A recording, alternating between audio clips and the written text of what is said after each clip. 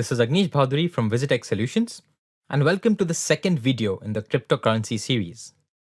In this video, we will look at the workflow of the Bitcoin, how it functions, using a very basic real-life scenario.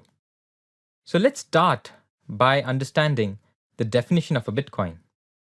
The Bitcoin is a digital, decentralized, disintermediated, trustless fiat currency. Now, I have highlighted each and every one of those words because they're each individually very important in describing the Bitcoin. But let's get to that later.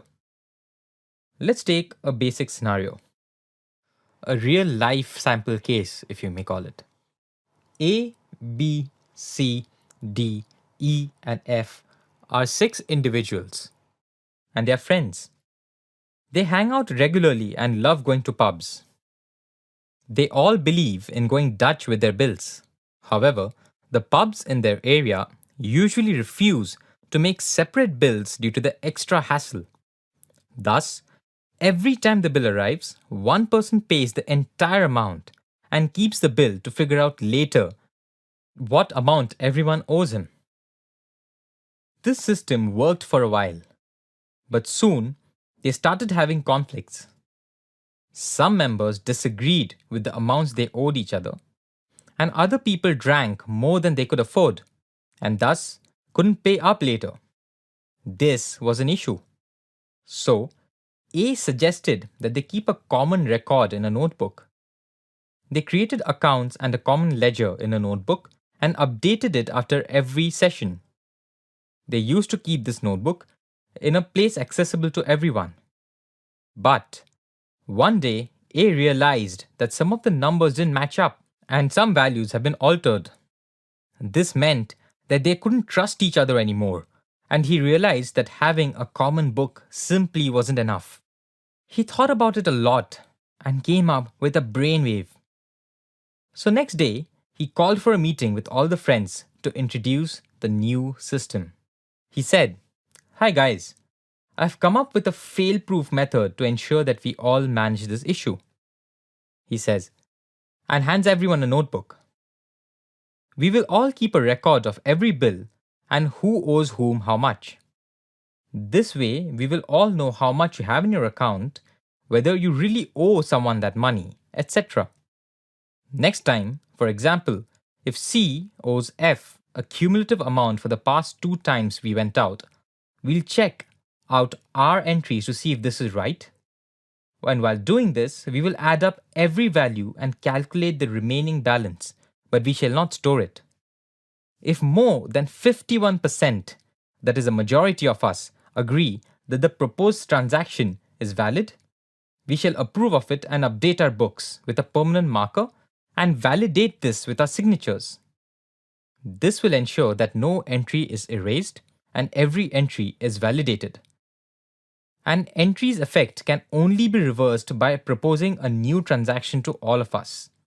Thus, if someone wants to cheat the system, he must update a minimum of 4 books in this case without the original owner's permission.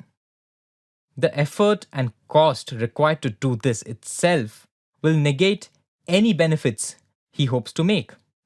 This way, we don't need to trust each other, we simply need to trust the system. Now, imagine that what they're exchanging isn't physical money, but a form of digital and fictional cash. This is the Bitcoin. Let's examine some of the characteristics that we mentioned in the definition.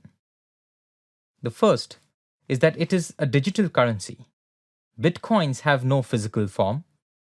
They're only digital. However, they're slightly different from digital cash. Digital cash is stated in its local currency, whereas Bitcoin is like any other currency. It has its individual value, which is denominated in terms of every individual currency out there. For example, the rupee, the yen, or the dollar. The second point, it is decentralized.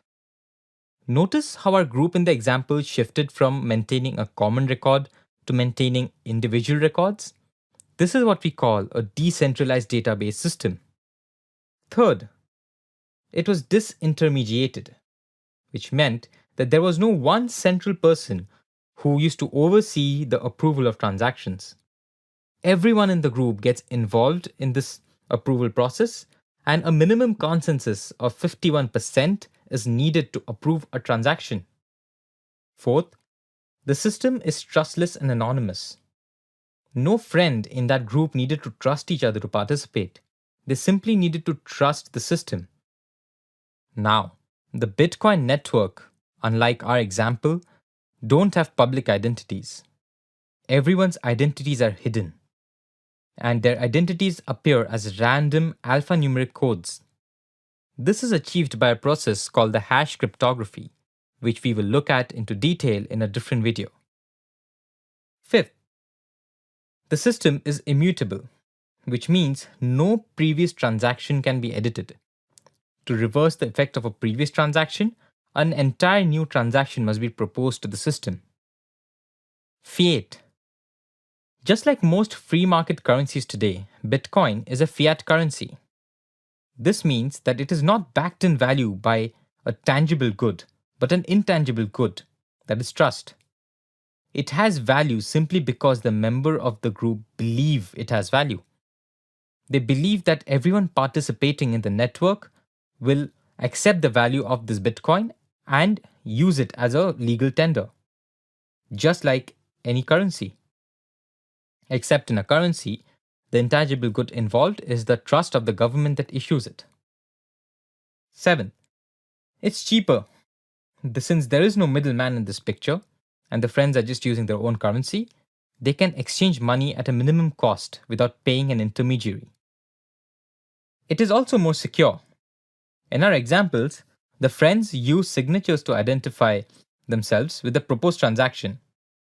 However, Bitcoins use a much more complex cryptographic method called the hash cryptography to do the same thing. Next, it is deflationary. There is going to be an upper limit of 21 million Bitcoins that will ever be mined. Also, each Bitcoin can be further divided into 10 million units, ensuring that the Bitcoin doesn't fall prey to inflation while ensuring that there's sufficient quantity to transact. Now, this wasn't the first time that the concept of a digital currency was tried out. However, previous attempts failed at solving the issue called the double spending problem. This problem is present with physical money. Thus, one unit of digital currency can be replicated, allowing the user to use it more than once. The Bitcoin solves this issue using a decentralized verification model. Thank you for watching this video. In the next video, we will look at the economic side and analysis of the Bitcoin. This is Agnish Bhaduri. Thank you.